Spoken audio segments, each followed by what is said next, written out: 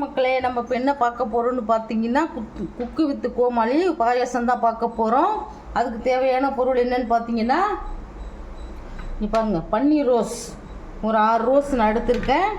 ஒரு 100 கிராம் சேமியா, பாயச சேமியா எடுத்திருக்கேன். 2 ஏலக்காய், 1 கப் சர்க்கரை, ஒரு 5-6 முந்திரி பருப்பு. இதான் அதுக்கு தேவையான பொருள். இது எப்படி செய்யலான்னு பார்க்கலாம் வாங்க. பாருங்கள், நான் 100 கிராம் சேமியாவை வானலில் சூடாக்கி போட்டிருக்கேன். அதில் ஒரு ஸ்பூன் நெய் ஊற்றி வறுத்துக்கலாம்.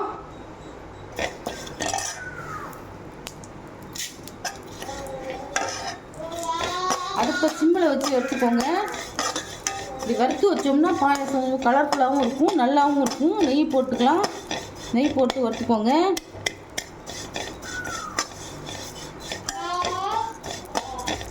எப்படி வறுபடுது பாருங்க.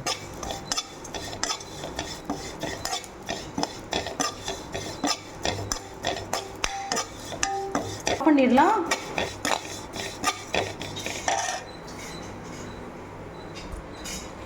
இப்போ நான் 100 கிராம் சேமியாவுக்கு 300 கிராம் பசும்பால் அடுப்பில் போட்டு கொதிக்குது. பாருங்க, பால் கொதிச்சிருச்சு. நான் வறுத்த சேமியாவை அதில் கொட்டிடுறேன்.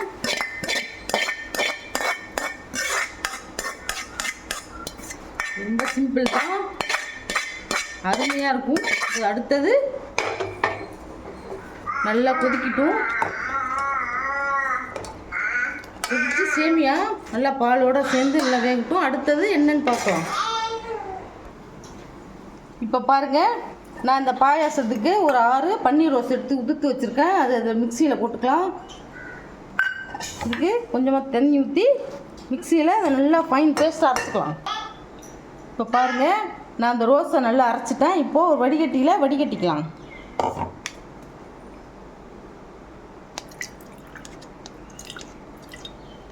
வடிகட்டி அந்த எசன்ஸ் எடுத்து வச்சுருக்கேன். அடுத்து என்னென்னு பார்க்கலாம். இப்போ பாருங்கள், பாயாசம் நல்லா அந்த சேமியா வந்துருச்சு. இப்போ 2 ஏலக்காய் தட்டி போடுறேன்.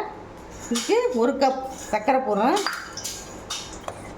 சர்க்கரை போட்டு சும்மா கரைச்சி விட வேண்டியதுதான், சூப்பராக இருக்கும்.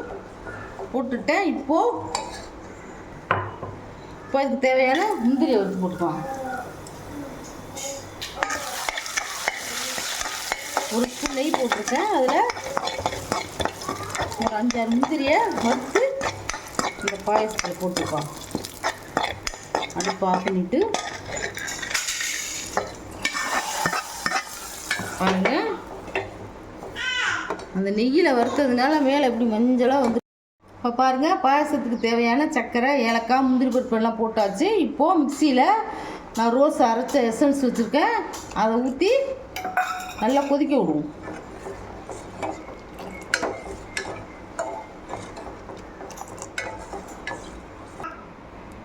இப்போ பாருங்கள், குக்கு with Comali romantic payasam ready ஆகிடுச்சு. இதே மாதிரி நீங்கள் ட்ரை பண்ணி பாருங்கள். இந்த சேனலை உங்களுக்கு பிடிச்சிருந்ததுன்னா ஷேர் பண்ணுங்கள், லைக் பண்ணுங்கள், சப்ஸ்கிரைப் பண்ணுங்கள். சப்ஸ்கிரைப் பண்ணி பார்த்தா தான் நீங்கள் இப்போ நாங்கள் போடுற புது வீடியோலாம் உங்களுக்கு வந்து சேரும். தேங்க்யூ, பாய்.